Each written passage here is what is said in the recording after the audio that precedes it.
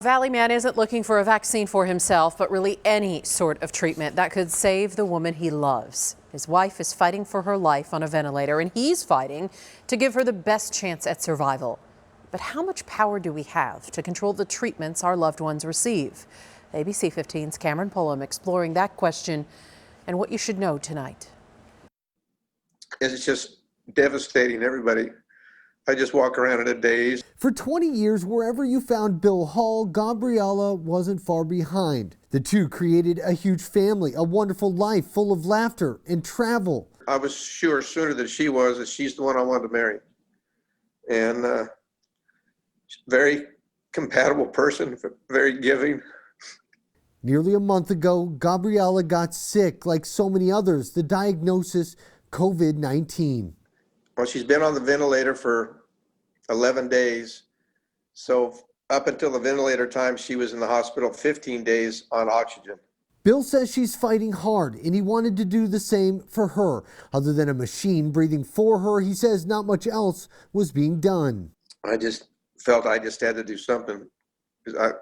Being ex-law enforcement, I'm not one to sit back and wait. He scoured the internet for treatments and found one, a drug called RLF-100 that showed promise in treating COVID patients on vents. The FDA put a fast track on it and made it an emergency situation so people like Gabi could obtain this medication. The studies on the drug are limited. Bill says his wife's doctor hadn't even heard of it. Neither had his PCP.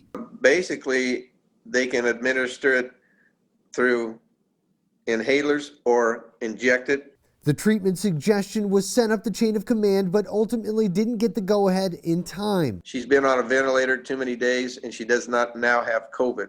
And that's the two criteria they're hanging their hat on. He's not sure if it would have even helped, but not having the option was devastating. Find out what the treatment plan currently is.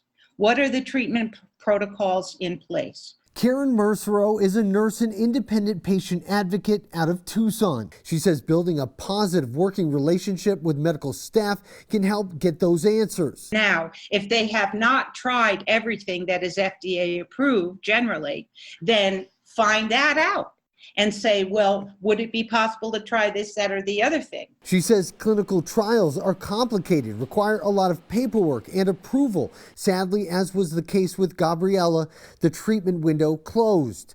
But she says Bill was on the right track. They're now working together to find other options, all in hopes of bringing the love of his life home. I wanted to get not only the information out for Gabi's benefit, but anybody else that might be in the same situation, and they can inform these people, hopefully in time, where they don't have to go through what I'm going through. I'm Cameron Pullum, ABC 15, Arizona.